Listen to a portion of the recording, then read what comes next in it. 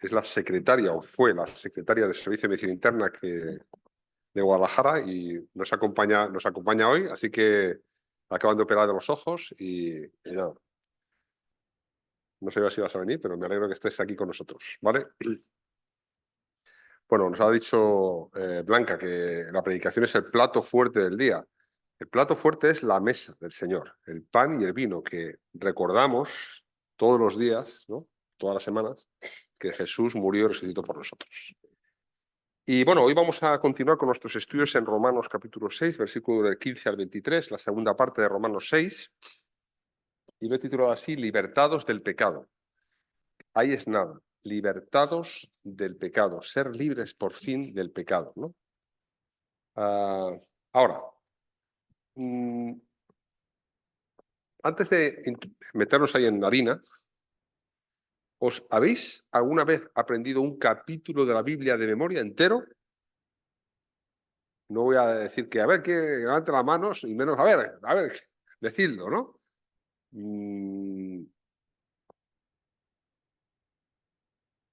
Iba a decir, el Salmo 23, si alguien no lo sabe, pues es bueno que empiece a... Mis compañeros ahí, los residentes de mi servicio de medicina ahí en el hospital, me dicen, cuando me ven, que viene el doctor Torralba, pongámonos de pie, Salmo 23. O sea, que siempre les hablo del Salmo 23 y digo, sí, antes del Salmo 23 viene el Salmo 22, tenéis que leerlo, ¿no? Que dice, Dios mío, ¿por qué me has desamparado? Antes de la paz del Salmo 23 viene la cruz del Salmo 22, ¿no? Ahora, quizá algún otro salmo os habéis aprendido de memoria. Yo, el primer capítulo de la Biblia que me aprendí de memoria fue a la edad de 17 años con mi novia.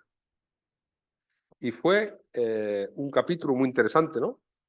Esto lo traigo aquí para que sepáis que los novios es lo que tenéis que hacer. Aprenderos capítulos de la Biblia de memoria. O sea, nada de cogeros de la mano y tal. No. Cada uno ahí está con la Biblia y aprender cosas. Pues el primer capítulo de la Biblia que me aprendí de memoria, luego vendrían unos cuantos más, fue Romanos capítulo 6. O sea, este pasaje que estamos viendo y estudiando ahora es el pasaje que me aprendí de memoria. Y os preguntaréis, ¿por qué? ¿Tan importante es este capítulo para aprendérselo de memoria?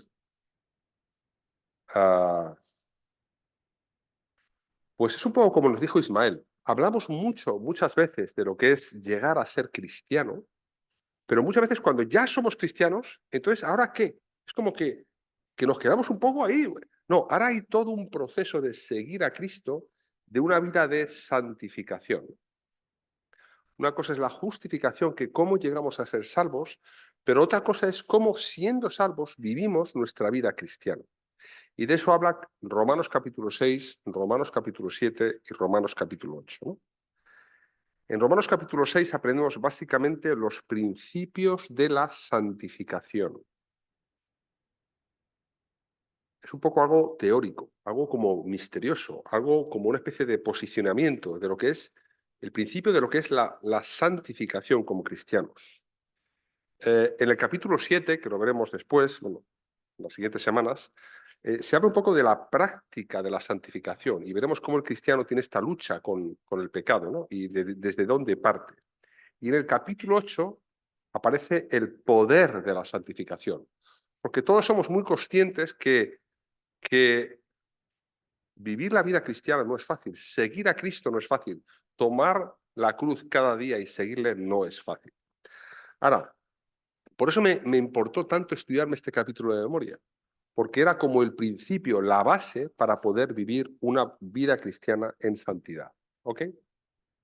Ahora, todos seguro que conocéis este cuento, esta fábula, de la rana y el escorpión.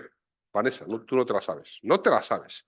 ¿Cómo alguien puede vivir su vida sin conocer esta fábula? ¿No? No, Ivonne, tampoco te la conoces. Esto es algo básico, básico. Érase una rana que estaba en la orilla, ¿no?, de un río. Y ahí se acerca un escorpión, ¿no?, a la rana y le dice, oye, rana, ¿cómo hacemos? Tengo que pasar a la otra orilla. Necesito que me eches una mano. ¿me puedo subir yo en tus lomos, ¿no? Y así tú me cruzas el río. Y la rana le dice, ni hablar, ¿cómo voy a cruzarte el río? Si te pongo a los lomos, seguro que me picas, muero y ahí se acabó todo. Dice, no, hombre, no, ¿cómo te voy a picar? Dice el escorpión. Tú sabes, piénsalo bien, que si yo me subo en tus lomos y empezamos a cruzar el río y te pico, ¿sabes? Tú te mueres y los dos nos caemos al río y nos morimos los dos. ¿Cómo voy a ser yo tan tonto de picarte? La rana se queda pensando y dice, bueno, la verdad es que tiene cierta lógica. Bueno, está bien, ¿eh? Venga, despacito, ¿eh? Total, que coge a la rana, hace que se monte, ¿no?, el escorpión encima de sus lomos y empieza a cruzar el río la rana. Y a mitad del río, el escorpión no puede evitarlo y ¡zascas!, le pica en los lomos. Y entonces la rana dice, ¡ah! ¿Pero qué has hecho? Pero ¿no te das cuenta que así vamos a morir los dos? Y dice, sí, pero es que no puedo evitarlo. Y se murieron los dos. Ahora, aquí hay un problema de naturaleza. Un escorpión no puede dejar de hacer aquello para lo que está diseñado. Y un escorpión te va a picar y te va a hacer daño. Y lo puede razonar de la forma que quiera, pero al final el aguijón está ahí y te va a hacer daño. Ahora, lo que vamos a aprender en Romanos 6, y lo hemos aprendido, es que hay un cambio, una transformación, una transacción celestial que ha ocurrido cuando uno se hace cristiano. Y cuando uno se hace cristiano ocurre algo misterioso, increíble, que no podemos ni entenderlo, y es que de alguna forma uno muere y resucita. Muere a lo que era antes y nace una nueva persona. Éramos escorpiones y llegamos a ser ranas. Éramos gusanos y empezamos a ser mariposas. Éramos del Barça y ahora somos del Madrid. No, eso es una broma. Tenemos aquí una amiga catalana con nosotros y le he dicho que es un gozo, ¿eh? Tot el camp. No, bueno. Bien. Ahora, hemos visto en Romanos, ¿no? Hemos estado viendo, ¿no?, lo que es en Romanos 5:1, ¿no?, la justificación, ¿no? Justificados, pues, por la fe, tenemos paz para con Dios. Por fin tenemos paz, descanso con Dios, ¿no? Hemos hablado en Romanos 5:20, este pasaje que me fascina, ¿no? En Romanos 5:20, que dice, pero la ley se introdujo para que el pecado abundase, mas cuando abundó el pecado, sobreabundó la gracia. Y aquí nos introduce estos dos conceptos, la ley y la gracia, ¿no?, que hablaremos un poquito, ¿no? Y luego hemos estado viendo la semana pasada con Ismael, del 6, del 1 al 14, muchas cosas, pero una cosa que es clave es esto de la unión con Cristo. Hoy hemos tenido clases de bautismo con Noelia, que ha empezado su primera clase de bautismo. Y hemos dicho, bueno, ¿qué significa bautismo? Bautismo, la palabra bautismo es sumergir. Y una buena forma de expresar lo que es el bautismo es teñir. Cuando tú coges una ropa, la tiñes, la metes hacia abajo en el colorante, pero luego haces otra cosa, que es que la sacas. O sea, el bautismo tiene un concepto que es doble, es introducir, pero a la vez sacar. Es como morir y resucitar. Esa palabra tiene dos conceptos, muerte y resurrección. Cuando creemos en Cristo es como que nos unimos a Cristo en su muerte y su resurrección. Lo que éramos muere y ahora nacemos con otra naturaleza. Es una cosa increíble, pero es verdad, es real. Es lo que nos permite vivir la vida cristiana. Uno no puede vivir la vida cristiana si no ha ocurrido esta unión con Cristo. Este bautismo espiritual que no en agua. Y eso ocurre cuando creemos en Cristo. ¿Vale? Por tanto, hay una muerte, una resurrección. Hay, por tanto, una vida nueva, una transformación.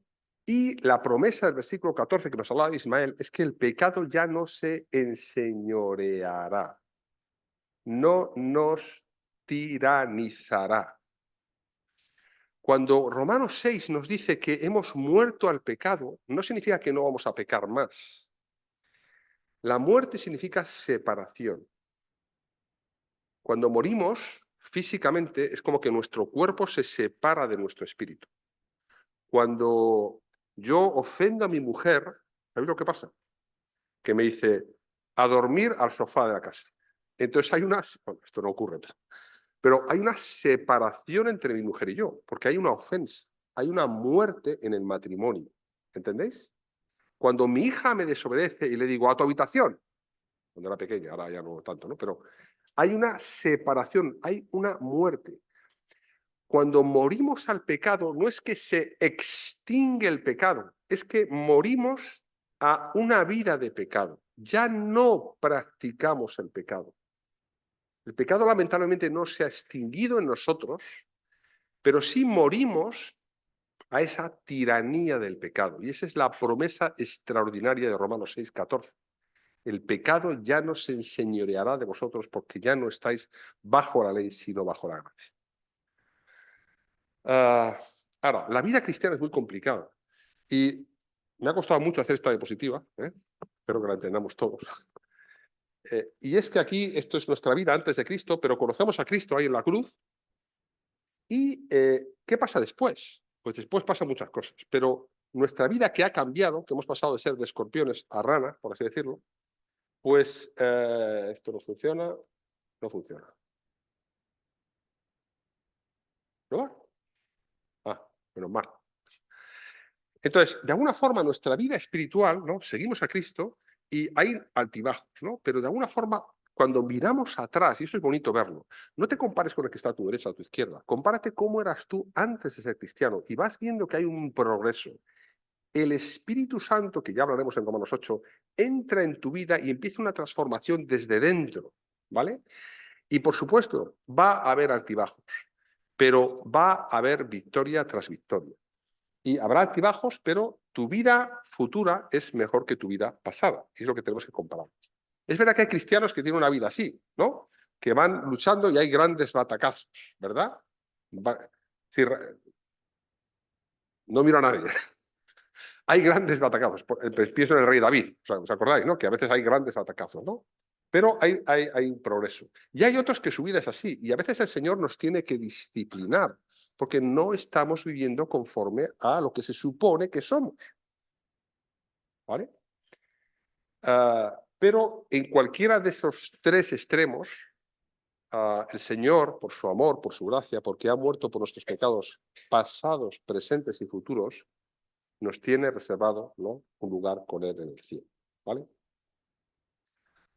Ahora, por tanto, hay una lucha en la vida cristiana. Y de esto habla Romanos 6, 7 y 8. Gracias a Dios hay una transformación que está originada por el Espíritu Santo, que va a transformar nuestro corazón.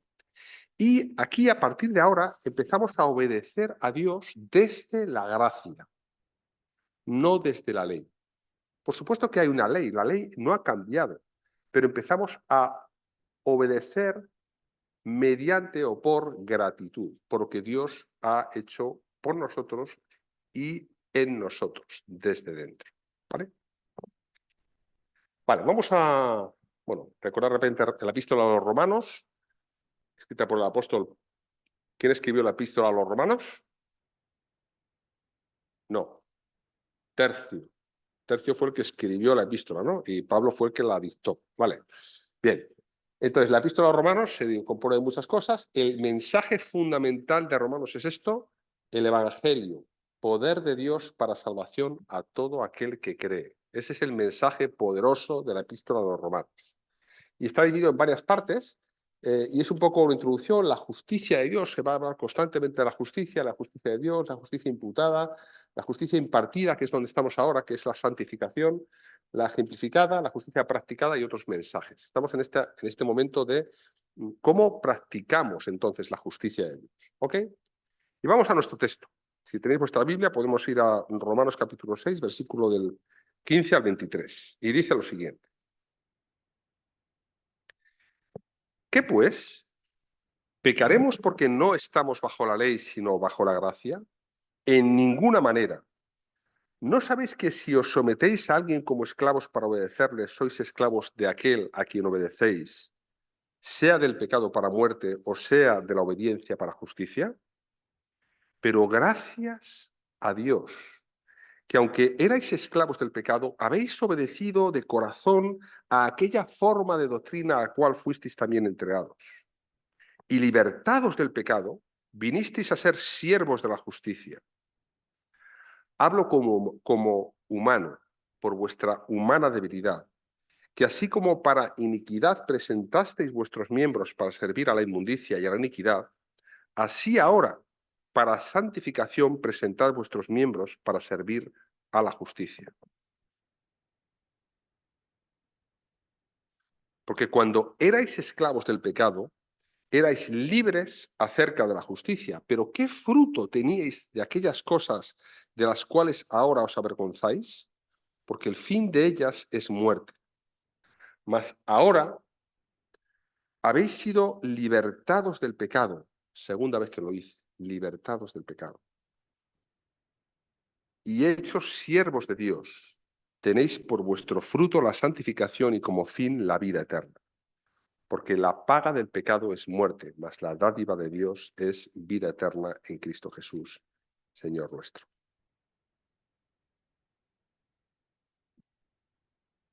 Bien, vamos a brevemente a comentar, intentar entender mejor un poco este pasaje. Parece un pasaje un poco lioso, un poco complicado, un lenguaje que no estamos acostumbrados, pero es realmente bastante sencillo lo que dice el apóstol Pablo en este texto, ¿no? Y vamos a hablar del asunto, el argumento, el absoluto y luego una conclusión. Me ha costado mucho que todas empiecen por A, pero lo hemos conseguido. Vale, vamos con el asunto. Y el asunto, con la cuestión. ¿De qué está hablando aquí Pablo? Y lo vemos en el versículo 15. ¿Qué pues? ¿Pecaremos porque no estamos bajo la ley, sino bajo la gracia? Y aquí está interpelando o interpelado por alguien que le está escuchando y dice, sí, hombre, entonces ¿ahora qué? ¿Ya tanta gracia? ¿Y ahora qué? ¿Hacemos lo que nos da la gana? Es un poco lo que se está cociendo aquí, en este asunto. Y la respuesta es no, no, no. Bajo ningún concepto. Que perezca esa idea. Ese es el concepto, ¿no?, que va a decir Pablo. Ahora, pecar.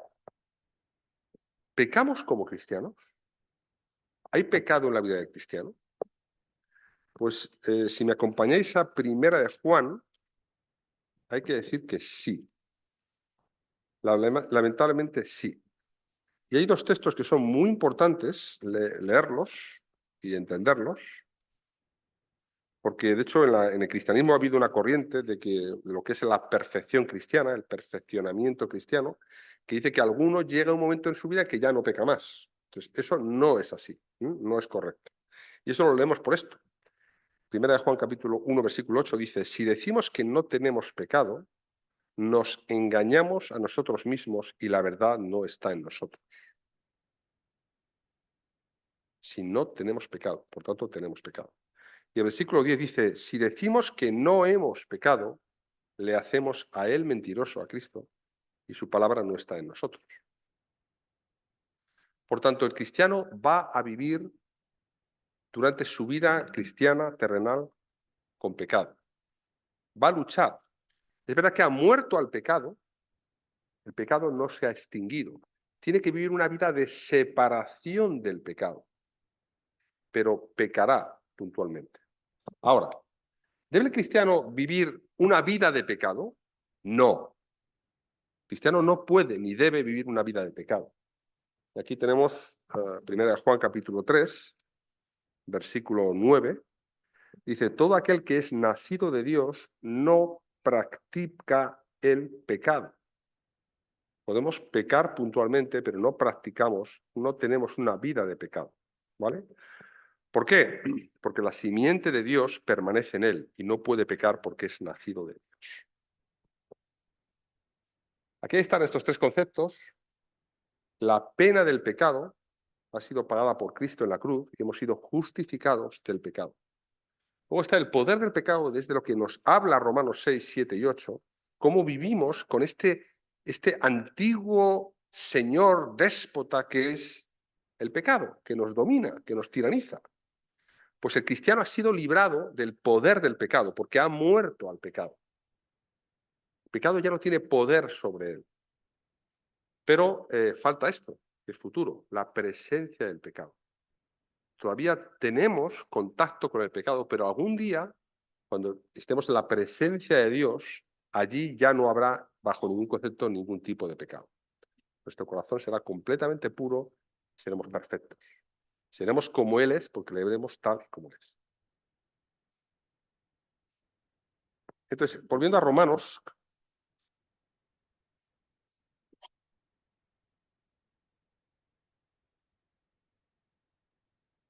dice, pecaremos porque no estamos bajo la ley, sino bajo la gracia. Y aquí están estos dos conceptos muy importantes. Ley, nomos, y la gracia, charis, ¿no? Que son los dos conceptos que van a verse constantemente. En el capítulo 7 vamos a ver esto constantemente, lo que es la ley, lo que es la gracia. Entonces la pregunta es, ¿pecaremos una vez que somos cristianos? Y entonces el apóstol dice, me genoito, o sea, esto que ni surja esa idea, que ni aparezca esa idea, que no brote esa idea. El cristiano no debe pecar, ¿vale? No, no, no, no, bajo ningún concepto, ¿vale? Ahora, claro, surge, y esto ha surgido durante mucho tiempo, entonces el cristiano, hemos sido justificados, ya hemos sido libertados, entonces, libertad, libertad, ya puedo hacer lo que me dé la gana, ¿sabes? No. ¿En qué sentido entonces hemos sido libertados? ¿Por qué la ley no tiene ese poder sobre nosotros? Porque es que ahora hay algo interno que es el Espíritu Santo que nos hace amar los mandamientos de Dios. El que me ama, mi palabra guardará. Sus mandamientos ahora ya no son gravosos para nosotros. Hay toda una corriente, ¿no? No sé cómo se dice esto, antinomianismo, ¿no? Que ya el cristiano no está sujeto a la ley, puede hacer lo que le dé la gana. No, al revés. Ahora tiene capacidad para hacer no lo que quiere, sino lo que debe. Antes no podíamos hacer lo que debíamos. Ahora ya tenemos la libertad para poder hacer lo que debemos y tenemos que hacerlo. ¿Ok? Antes vivíamos bajo un tirano destructor que condena y ahora vivimos bajo un padre amoroso que perdona. Son los dos espectros. Estamos ahora bajo la esfera de la gracia y obramos por gratitud. Habiendo sido rescatados, habiendo sido reconciliados con Dios, obramos por el amor que Dios ha derramado en nosotros. Ahora, ¿os acordáis que Dios le dice a Moisés, oye, quiero que mi pueblo sea liberado? Entonces, ¿qué le dice Moisés a Faraón? Deja a mi pueblo libre, ¿no? Ahora, no le dice solamente eso. Dice, deja a mi pueblo libre y lo que dice después es, para que me sirva. O sea, Dios no nos libera de la esclavitud y ya dice, haced lo que os dé la gana. No, Dios te libera de la esclavitud del pecado de Egipto para servirle a Él.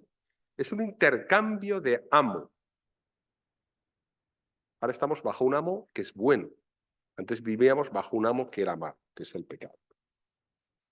Ahora vamos entonces al argumento que utiliza Pablo, y lo vamos a intentar resumir rápidamente, y es un poco, utiliza una analogía que son, dos esclavos, ¿no? Dos amos y dos esclavos.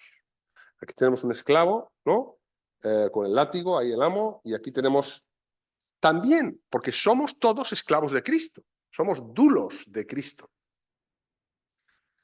Como dice Pablo en Corintios, tengan a los hombres por siervos de Dios, ¿no? Y ese siervo es hiperete, es como el esclavo de más baja condición. Seguimos siendo esclavos, pero hemos cambiado de dueño.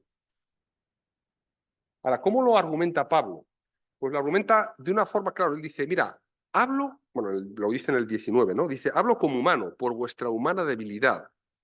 Dice, mira, lo que estamos hablando aquí ahora mismo es algo tan complejo que no me cabe en las palabras que quiero expresar. Tengo que intentar acomodar lo espiritual a algo para que lo entendáis. Y entonces utiliza esta analogía de los dos esclavos, que no es perfecta, pero intenta explicar un poco lo que ha ocurrido, ¿no?, en la vida del cristiano. Entonces, básicamente aquí tenemos el esclavo y nuestra vida antes y nuestra vida después. Antes éramos esclavos del pecado, ahora somos siervos, que también es la misma palabra que se utiliza, esclavos de la justicia. Ahora, en el versículo 17 y 18, lo que dice en el pasado, dice el versículo 17, pero gracias a Dios. ¿Por qué decimos gracias a Dios? Porque todo el proceso de la salvación le da gloria a Dios, no a nosotros. No es que yo, por ser suficientemente inteligente, humilde, genio, he dicho, anda, me conviene cambiarme de esclavo. No, es un proceso que ha iniciado Dios, que me ha seducido y ha hecho que pase de una situación a otra situación. Yo he sido rescatado de afuera por otra persona, ¿vale? Entonces, gracias a Dios, dice, hemos obedecido. Ahora, no es que Dios arrastra un tronco, lo decía Calvino en su institución, arrastra un tronco de un sitio y lo lleva a otro sitio. No, no somos troncos, no somos robots. Tenemos que obedecer al Evangelio y creer. Entonces, Dios ha iniciado este movimiento, nosotros hemos aceptado y nos ha trasladado a otro lugar, a otro siervo. Dice, hemos obedecido a, aquí una expresión muy interesante, dice, a aquella forma de doctrina a la cual fuisteis también entregados. Mirad, esta forma de doctrina es que nosotros vivíamos bajo un molde. Todos sabemos que es un molde, ¿no? Cogemos un metal y teníamos una forma, un molde. Pues lo que Dios ha hecho ha sido coger ese hierro, ¿vale? Lo ha metido a fuego, lo ha derretido y lo ha pasado a otro molde, que es el molde de la doctrina cristiana, del evangelio cristiano. Antes éramos de una forma, ahora somos de otra forma. Y este paso de aquí a aquí ha sido un paso en dos planos, un plano divino y un plano humano. Dios nos ha trasladado, nosotros hemos obedecido. Y por eso dice que fuimos entregados, fuimos llevados de un sitio a otro. Ahora, eso nos permite ser libertados del pecado, libertados de la pena del pecado y del poder del pecado. Ya el pecado no se ha extinguido, pero sí nos hemos separado, hemos muerto al pecado. Ahora, todo lo que es el pecado es esto. Nos hace esclavos, somos del pecado, nos lleva a la inmundicia, porque presentamos nuestros miembros a la inmundicia, a la iniquidad. Eso genera vergüenza, que es un sentimiento muy interesante que ahora comentaré con un ejemplo. Nos lleva a la vergüenza y, en definitiva, a la muerte. O sea, cuando estamos bajo este amo, esto nos lleva a esto. Pero cuando estamos bajo ese amo, esto nos lleva a esta otra historia. Ahora, ¿qué tenemos que hacer en la vida cristiana ahora nosotros? Lo que tenemos que hacer es esto. Versículo 19 dice que así como para iniquidad presentasteis vuestros miembros para servir a la inmundicia de la iniquidad, así ahora, en nuestra vida cristiana, para santificación, presentad vuestros miembros para servir a la justicia. Lo ha dicho en el capítulo 6. Dice, consideraos muertos al pecado. No reine, pues, no os pongáis otra vez bajo el yugo del antiguo amo. Ya habéis sido liberados del pecado. No te vuelvas a poner bajo esa autoridad. Lo que tienes que hacer ahora es presentarte, someterte, obedecer nuestros miembros, presentar nuestros miembros para servir a la justicia. Y eso es lo que compete ahora en la vida cristiana. Sabiendo que hemos sido libertados del pecado, ahora presentamos nuestros miembros para servir a Dios y a su reino. Y acaba con un absoluto, que es algo que nos hemos aprendido de memoria cuando éramos jóvenes, ¿no? Y si no te has aprendido Romanos 6 de memoria, por lo menos Romanos 6:23, ¿no? Porque la paga del pecado es muerte, mas la dádiva de Dios es vida eterna en Cristo Jesús, Señor nuestro. Entonces, recuerdo una vez, cuando éramos jóvenes, yo estaba ahí memorizándome Romanos 6, ahí, con Michael, ¿no? Que era mi novia. En aquella época, ¿no? En aquellos tiempos, que juntos memorizábamos la Biblia, ¿no? Y me llega un joven y me dice, Jo, tío, mira, es que te sabes, hay un montón de versículos de memoria. Y digo, bueno, eso estoy intentando aprenderme cosas y tal. Y me decía, a ver, te voy a preguntar un versículo a ver si te lo sabes. Y entonces de repente dice, Romanos 6:24. Y yo digo, 24 es que no está, solamente está hasta el 23, ¿no? Porque me acordaba yo que acababa con este versículo, ¿no? Con este absoluto, ¿no? Que es Romanos 6:23, ¿no? Y es un axioma. Un axioma es algo que no necesita pruebas para asumirlo. Y esto es una verdad como un templo, como una ley absolutamente inquebrantable. Y son dos cosas, ¿no? La paga del pecado es muerte, más la dádiva de Dios es vida eterna en Cristo Jesús, Señor nuestro. La paga, esta palabra, la paga, es la palabra el salario, lo que se te paga como salario. Tú trabajas y te dará un salario. El salario que conduce al pecado, pues es la muerte. No te dejes engañar. Si pecas, mueres. Siempre, siempre que pecamos, morimos. Morimos en un sentido no lo que es la muerte segunda o la muerte eterna, pero hay una separación, hagamos lo que hagamos. Cuando tú pecas, hay una separación emocional entre Dios y tú. Como cuando pecas con tu mujer, cuando tu mujer pega contigo, cuando pegas con tu hijo, con un hermano. Cuando ofendes a alguien, automáticamente te separas de él. Eso significa la muerte, una separación. Es indefectible. Ahora, en contraposición a este salario que te has ganado pecando, hay un regalo, hay una dádiva, hay un don de Dios, ¿no? Que es vida eterna. Y ahora no quiero acabar, sino decir, ¿es vida eterna? ¿Dónde? ¿En quién? ¿Cómo? Pues vida eterna en Cristo Jesús. Sin Cristo no hay vida eterna. Lo único que nos hace tener vida eterna es la unión que tenemos con Cristo. Lo único que nos hace librarnos, libertados del pecado, es unirnos a Cristo creyendo que Él murió en la cruz por ti y por mí, por mis pecados, por tus pecados. Vale, vamos a concluir. Cerdos. ¿Hay otros sinónimos de cerdos? ¿Se os ocurre alguno? Cochinos, ¿cómo? Marranos, más. Puercos, gorrino.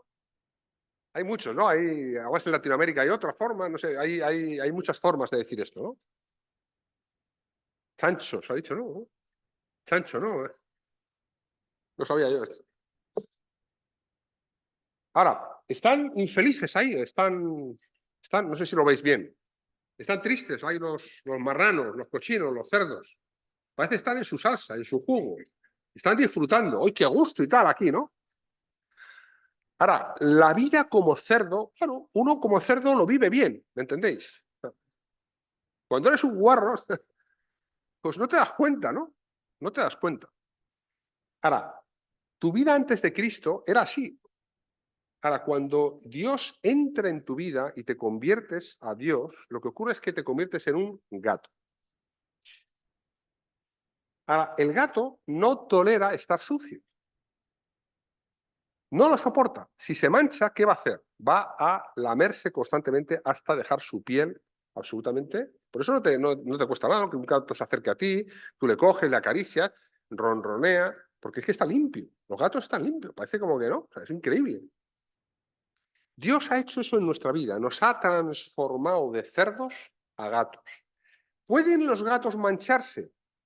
Sí, pueden mancharse, pero ¿qué va a hacer un gato rápidamente cuando se manche? Va a intentar limpiarse. Y eso es lo que es la confesión del pecado del cristiano. Nada más, mira, la persona más santa es la que tarda menos tiempo entre que peca y confiesa su pecado. Cuando pecamos y no confesamos el pecado, ahí seguimos en muerte, seguimos separados de Dios. Tenemos que confesar el pecado para volver a tener comunión con Dios. Por tanto, cuando pecamos, lo que tenemos que hacer es rápidamente confesar nuestro pecado. Como un gato, rápidamente lamernos, o sea, quitar la suciedad de nuestra vida para restablecer la comunión con Dios. Ahora, Ya con esto acabo, voy a coger una ilustración.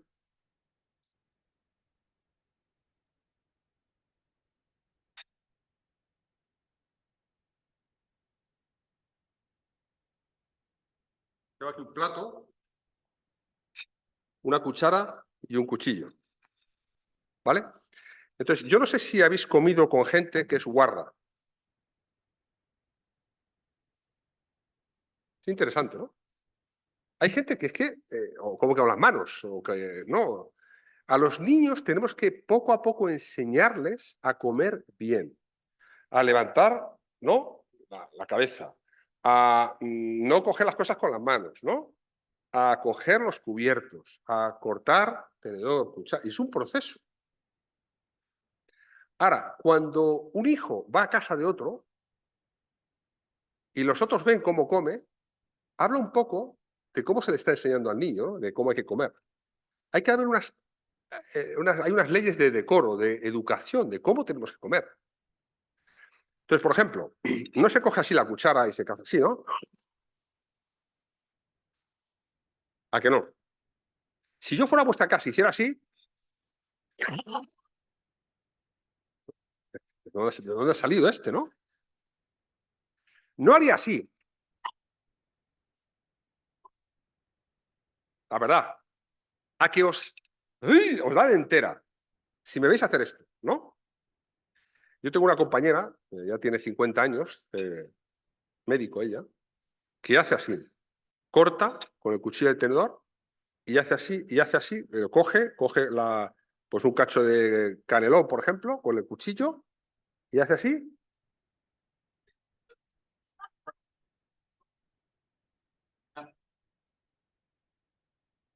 y como con ella muchas veces. Entonces, a que no se hace, a que da vergüenza, a que da vergüenza. Ya, ya, ya. No he dicho el nombre, no he dicho el nombre. Ahora, esto es el pecado en la vida del cristiano. Es que comemos así. Es que no tenemos el mínimo decoro, ¿vale? Para evitar el pecado en nuestra vida. Entonces, no puede ser que vivamos de esta forma, ¿sabes? Bueno, no puede ser que cambiemos, ¿no? Llevar la boca a la cuchara así, ¿no? En lugar de la cuchara a la boca, bueno, esto lo he comentado ya, ¿no? Limpiarse con la mano. ¿Sabes? No, se coge una servilleta, ¿no? Este tipo de cosas, ¿no? Comer con la boca abierta. Hay gente que no le importa y habla y sigue hablando de la comida. Pero, tío, ¿esto qué es? Pero ¿no nos parece increíble esto? ¿Por qué? Porque todos hemos entendido que esto así no se hace. Pero no somos cerdos, somos gatos. Vivamos como gatos. No volvamos a ser cerdos.